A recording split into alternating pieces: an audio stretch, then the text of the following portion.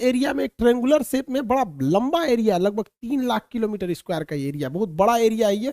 इसको हम थोड़ा सा वहां पे जूम करके समझते हैं। ठीक है, ये एरिया जो है ये 3 बड़े बड़े एरिया उसको मिला के बनाया जाता है। वर्ल्ड मैप में देखेंगे तो ये ट्रायंगल यहाँ आएगा, जबकि अगर इस पर्टिकुलर एरिया को जूम करें तो ये फ्लोरिडा के पास से स्टार्ट होता है, और यहाँ प्यूर्टो रिको जो अटलांटिक महासागर की सबसे गहरी खाई है वहां से जाके ये बरमूडा द्वीप पर तक जाता है। ये एरिया है यहाँ पर, जिसे यहाँ तक दर्शाया गया है। ये लगभग 3 से 4 लाख के एरिया, कहीं कभी कभी ये बड़ा हो जाता है। इसका एक्यूरेट कोई मार्किंग नहीं है कि जो आदमी पूरा एरिया को बता सके। हम तो यहाँ भले ऐसे ट्रायंगल बना दिए, बट समुद्र में ऐसा कोई ट्रायंगल नहीं है। बट अगर इस एरिया में कहीं से भी कोई जहाजें आती हैं तो उनके साथ कुछ अप्रिय घटनाएं हो जाती हैं। इसके बारे में डिटेल से समझते हैं। 1498 में जब क्रिस्टोफर कोलंबस जा रहे थे इस रास्ते से, तो उन्होंने भी अपनी किताब में वर्णन किया है कि जब वो इस एरिया से गुजर रहे थे तो अचानक मौसम में एक परिवर्तन देखे, प्रकाश देखे, बादल का तड़कना, समुद्री लहरें तेजी से उठने लगी और उनका जहाज डिसबैलेंस होने लगा।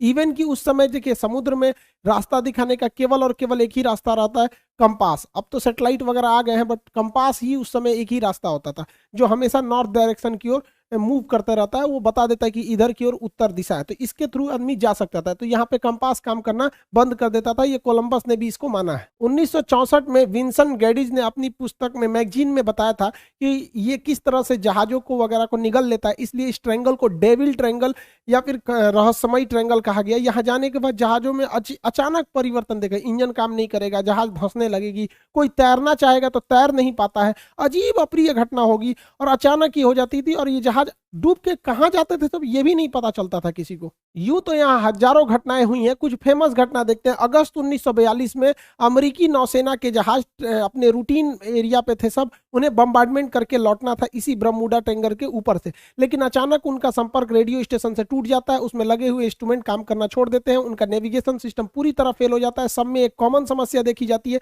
कि उनका कंपास काम नहीं कर रहा होता और ये जहाज पूरी तरह ध्वस्त हो जाता है।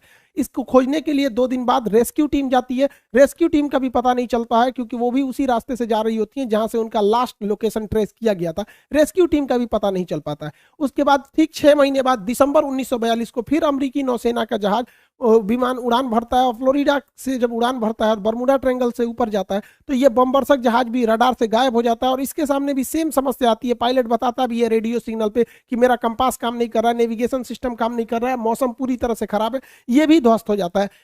इसको जब ढूंढने के लिए जो रेस्क्यू टीम जाती है इसके बैकअप में, तो रेस्क्यू टीम का भी आज तक कोई पता नहीं चला कि वो रेस्क्यू टीम कहां चली गई। 1970 में एक पायलट यहां से लौट के आए थे, नाम था उनका ब्रूइस गर्नन। ये जब लौट के आए थे इन्होंने बताया था कि वहां पे क्या क्या घटनाएं हुई थी। इन्होंने बताया कि अचानक बरमूडा ट्रायंगल के जब ऊपर से गया तो अचानक मौसम बिगड़ गया और सामने बादलों का एक पूरा धुआं, कोहरा टाइप का छा गया, धुंध हो गया बादलों का, और ऐसे लग रहा था जैसे बादलों की गुफा है। ये इन्हें कुछ दिख नहीं रहा था। इसमें जब प्रवेश किए तो ये खत्म होने का नाम ही नहीं ले रहा था। इसके अंदर मौसम इतना खराब था और इनका रेडियो फ्रीक्वेंसी भी गड़बड़ काम करी थी, इलेक्ट्रॉनिक्स वगैरह काम करना छोड़ दिए थे इनके जहाज के, और इनकी जहाज की रफ्तार बहुत ही तेज हो गई थी और रडार पे कोई भी दूसरा रेडियो स्टेशन या एयरपोर्ट अथॉरिटी का कोई भी रडार सिग्नल मैच नहीं कर रहा था। इन्हें कुछ समझ में नहीं आ रहा था, और लेकिन ये जहाज को आगे की ओर ले जा रहे थे। लगभग 3 मिनट बाद, एक अच्छी खासी दूरी तय करने के बाद, ये उस जोन से बाहर निकले और उसके बाद ये अपनी जहाज को लैंड कराए। लैंड कराने के बाद देखिए इत्तेफाक क्या हुआ था कि वो 3 मिनट में ही 150 किलोमीटर की दूरी तय कर लिए थे। यानी इनकी जो रफ्तार हो गई थी लगभग 3000 किलोमीटर प्रति घंटा हो गई थी, जो अभी किसी भी पैसेंजर जहाज के लिए पॉसिबल नहीं है। ये तो मिसाइल और लड़ाकू जहाजों की स्पीड होती है। बहुत लंबे अरसे तक ये बरमूडा ट्रायंगल जो था एक रहस्य का कारण बना। लोगों को लगता था कोई अदृश्य शक्ति है जो जहाजों को, शिप को अपनी ओर खींच लेती है, लेकिन ऐसा कुछ भी नहीं है। इसके पूरे रहस्य पर पर्दा उठाया जा चुका है। इवन की बरमूडा ट्रायंगल दुनिया के 10 सबसे खतरनाक जगहों में से भी एक नहीं है। मतलब सोचिए 10 खतरनाक जगहों में भी इन्हें शामिल नहीं किया गया। इसका मतलब ये एक कहानी है। फेमस हो जाता है कोई कोई चीज बहुत ऐसे ही कि जहाजों को निगल जाता है, ये होता है, ऐसा कुछ नहीं होता है।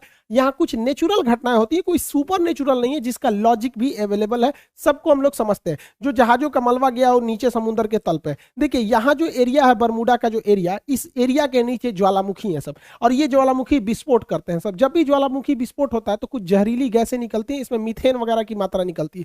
मीथेन गैस वगैरह जब पानी से मिलता है तो उसकी डेंसिटी को एकदम घटा देता है। जब डेंसिटी, समुद्र की डेंसिटी घट जाती है तो जहाजों को डिजाइन किया गया रहता है समुद्र की डेंसिटी के हिसाब से, उसके घनत्व के हिसाब से, ताकि वो ऊपर तैर सके।